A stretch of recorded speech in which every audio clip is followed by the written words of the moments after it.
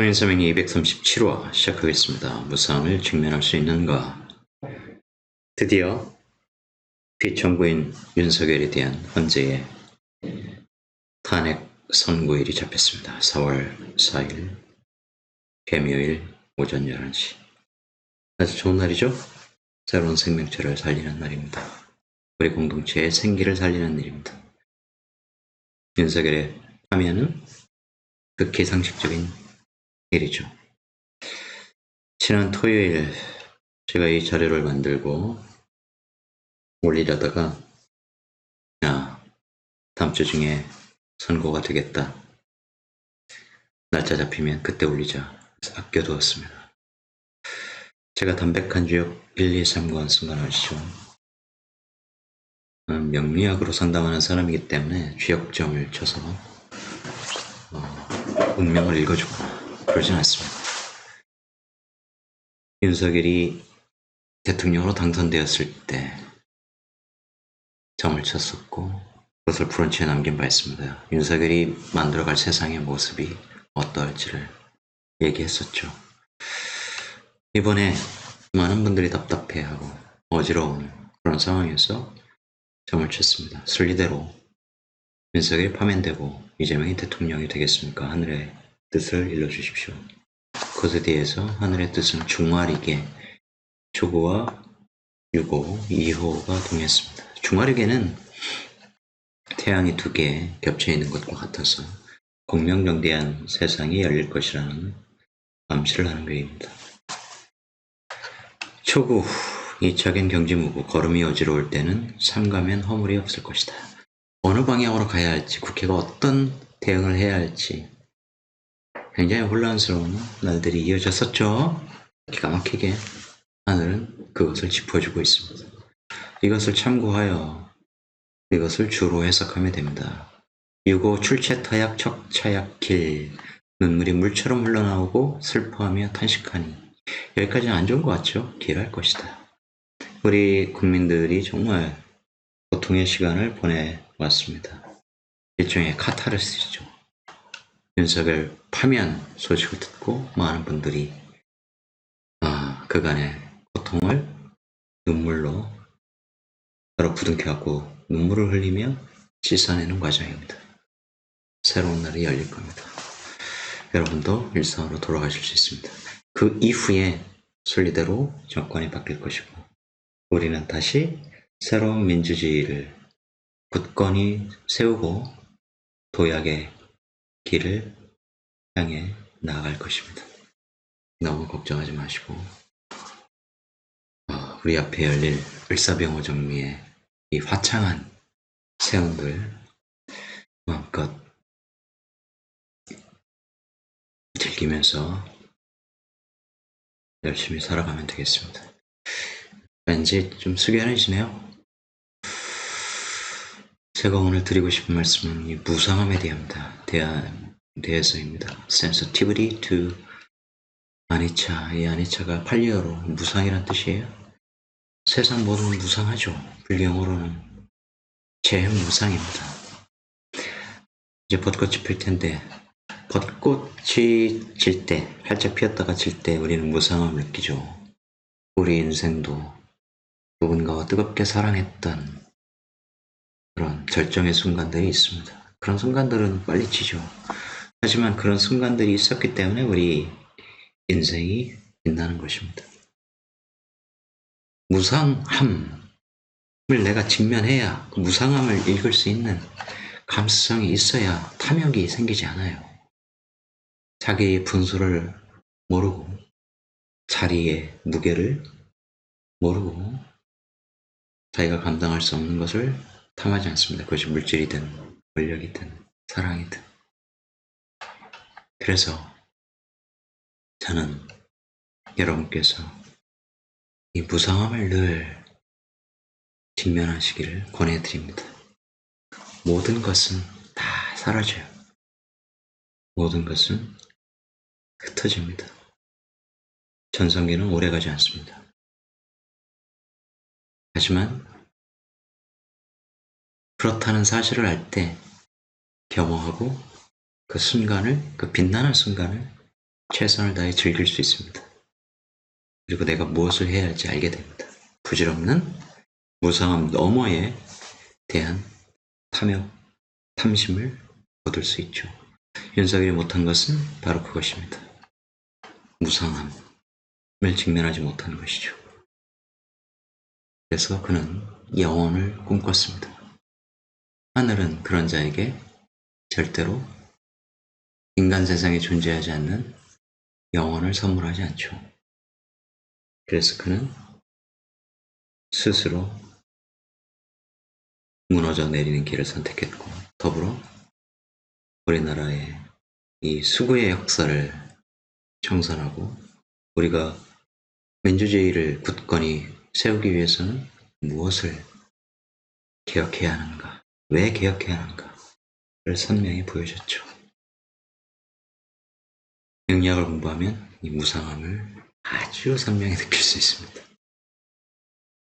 니체의 영원 회귀, 순간의 영원성, 영원한 것은 순간밖에 없다는 것이죠. 지금 여기 불교와도 일맥상통합니다. 많은 철학자들이 지금 이 순간을 즐기라고 했습니다. 까르페 디엠, 순간을 잡아라. Seize the moment. 우리는 그래야 하죠.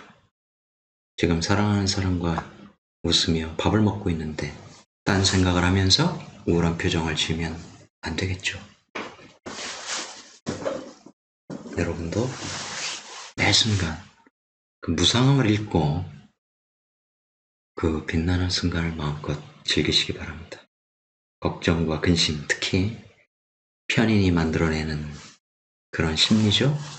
제극인으로 잘 이겨서 낙천적으로, 진취적으로 무장하셔서 여러분의 빛나는 순간들을 마음껏 누리시기 바랍니다.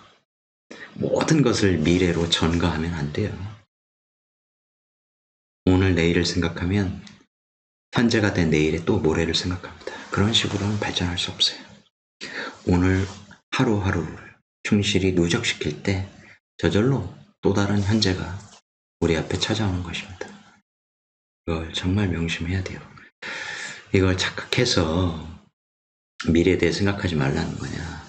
굉장히 어리석은 질문이죠. 명량만 하더라도 대운 10년짜리로 옵니다. 인생을 설계할 때는 적어도 10년 주기를 내다보며 내가 어떠한 길을 걸어야 할지를 굳건히 설계해야 하고 그 길에서 이탈하면 안 돼요. 여행과는 다릅니다. 오솔길, 뒷골목 걸어야 되죠. 그래야 재미가 있죠. 인생은 그래서는 안 돼요. 자기가 부여받은 어떤 숙명의 길에서 벗어나면 좋은 일이 벌어지지 않습니다. 그것은 대부분 위혹, 충동 이것에 지나지 않아요. 그것을 분간할 수 있는 눈은 명리학적 깨달음을 얻은 다음에 옵니다. 여러분도 그래서 그 정도는 공부하셔야 여러분 스스로의 길을 찾고 우보천리로 걸어가실 수 있습니다. 그냥 끝내기 그러니 아주 간단하게 사주 한번 살펴보죠. 구조만 읽어드리겠습니다. 항상 월지는 내가 태어난 사회, 이걸 잊으면 안 되죠. 계절적으로, 자연적으로 해석하는 것을 좀 지양해야 합니다. 그것이 틀렸다는 것이 아니라 그것이 스스로는 부족하기 때문이에요. 인간의 언어로, 인간의 현실 비추어 해석하는 습관을 기울여야 합니다. 그래야 여러분의 사유력이 늘어요. 무슨 자연 철학자가 아니지 않습니까, 우리가? 내가 태어난 사회에서 나와 비겁제들이 드러났죠. 월치가 연주와 동일한 글자로 이렇게 되어 있습니다. 그러면 내가 다니는 관, 거기에 많은 사람들이 있는데, 그죠? 그러면, 내가 국가 자리에서, 무직상사주, 국가 자리에서 일하겠네. 그런 것이죠, 기본적으로. 20대 취업운이니까, 을이 딱 올라와서, 식신생지하겠네. 국가 자리에서 월급을 받아가겠군. 그러면 어떠한 직업성이 나온단 말이에요. 그런데, 내가 축진파를 하네. 가만히 앉아서 이 관을 거부한다. 뭐 그런 의미가 아니에요. 이런 걸 진짜 잘 이해하셔야 되는데. 하여튼 그렇게 특히 운에서 지금 관이 하나 더 오잖아요. 대운의 관이 어떤 의미인지, 대운이 어떤 의미인지. 대운은 강해요. 대운에서 이 원국으로의 방향성을 갖죠. 원국이 대운을 화살표로 반응하는 그런 게 아니란 말이에요. 이 방향성을 정확히 이해를 하셔야 됩니다. 그러면 개수가 이 미토라는 평관 조직, 그리고 여기서 드러나서 평관 조직에 임명해서 을로 겁재들과 열심히 일해서 월급을 받아가는 형국이 되는 거예요. 이때 이런 것들을 잘 읽어줘야 하고, 그때 이제 관이 축진파, 미토가 오면 중미충, 이런 식의 이제 토들이, 관들이 반응을 하지 않습니까? 그러면 내가 한 곳에 가만히 머물러, 이런 개념이 아니죠. 뭔가 땅이 흔들리는, 확 깨뜨리다 개발하고, 그죠? 뭔가 오래된 축중식금을 때려 부수고 새로운 을목들을 만들어내고 지각 변동이 일어나고, 그런 관의 속성, 그것은 단순히 부서 이동, 뭐 본사와 지사의 이동, 주기적인 발령, 이런 것도 의미하지만 내가 다니는 관의 속성을 이런 것으로 알려주는 것이죠. 그러면 정적이지 않죠. 동적이죠. 그러한 공적 기관은 어디일까? 이런 걸 생각해 보면 되죠. 이렇게 무인성사주기도 한데, 이렇게 항상 제극인적 속성을 이 사람은 일하면서 갖게 되겠죠. 동시에 이것은 항상 관이 나에게 주는 문서, 발령 문서 이런 것도 되고, 내가 하는 일이 이제 제극인과 관련되어 있다.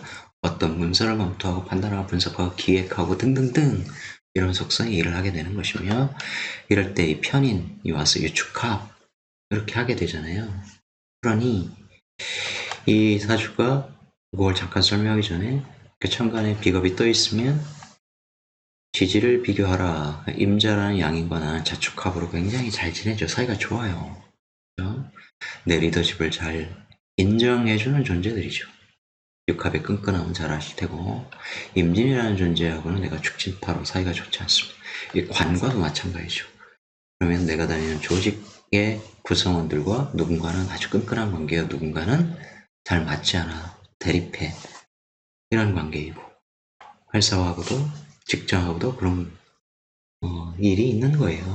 이게 무조건 나쁘다 그래 직장을 때려치겠다 이런 개념이라기보다는, 이게 선명하게 있는 것은 누구나 직장 생활에 100%의 만족도를 가질 수는 없습니다만, 이렇게 선명하게 되어 있으면 특히 그러한 갈등에 시달리게 되어 있어요. 그러면 조직에서 벗어나야 돼. 특히 이 관이 자연스럽게 관과 어떤 합을 이루는 형태가 아니잖아요. 잘 보시면 나는 계속 축진파야. 근데 임자라는 나의 리더십을 잘 따라주는 육합관계의 동지적 관계의 임자가 자진 이렇게 나의 축진파를 해소해주는 역할을 하는 것이잖아요. 그러면서 신금이라는 정인을 공협하고, 이때 딱 또 이루어지고, 그런 걸 잘 읽어줘야지. 늘 이러면서 직장 안 다녀, 못 다녀, 이런 개념이 아니에요. 그런데 이제 이렇게 되면, 이런 편인, 특히 편인 대운, 겪어보신 분은 아시겠지만, 왠지 모르게 편인적 학문에 대한 관심을 갖게 되어 있어요. 또 일지하고 딱 연결되면 그런 것이죠. 그럼 공부해야 해요. 그것이 가장 아름다운 일이에요. 왜? 하늘이 그렇게 대운을 설정해서 내려보냈으니까. 그래서 이분은 유금유금인데 명리 이런 쪽보다는, 물론 제 책이 구매하셔서 이제 읽고 계신데,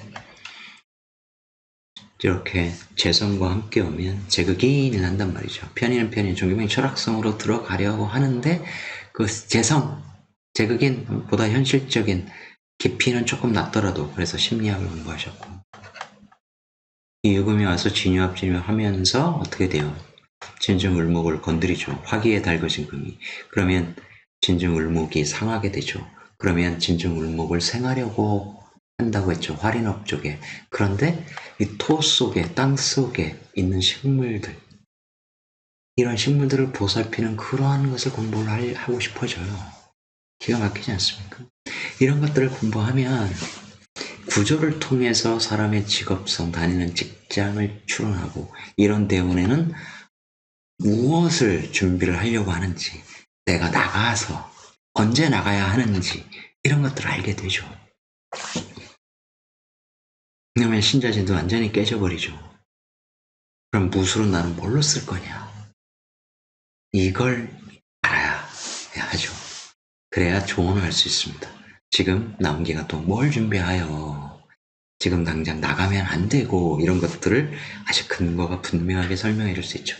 지금 무슨 준비를 하여 언제 나가서 언제 창업하여 그렇게 되면 이 의미를 어떻게 쓸 수 있고 그것을 그렇게 순리대로 쓸 때 당신의 삶에 문제가 없고 성취를 거둘 수 있고 이런 것들을 탁탁탁 근거 있게 얘기를 해줘야죠. 무죄사주니까 재성대원이 막 간여 지동으로 오네. 대박이야. 무조건 잘 돼. 시작해. 택도 없던 소리란 말이에요. 그렇지 않아요. 그렇지 않다고. 그러니까 그런 방식으로 막 해석하면 안 돼요. 재성운이 오네. 식신생재 완전 최고야. 이럴 때 막 사업해. 아니에요. 이럴 때는 충동. 조금 더 기다려야 되는 이유가 있습니다. 그런 것들을 정확히 읽을 정도의 실력을 갖추고 상담을 해야 하겠죠. 오늘은 짧게 하겠습니다. 기습적으로 갖게 되었던 컨텐츠, 미리 만들었던 컨텐츠 점심시간을 이용해서 만들었습니다. 여러분 4월 4일 윤석열의 파면 선고를 즐겁게 시청하시고 간만에 즐거운 주말, 마음껏 행복한 주말 누리시기 바랍니다. 저는 토요일이나 일요일에 다시 돌아오겠습니다. 고맙습니다.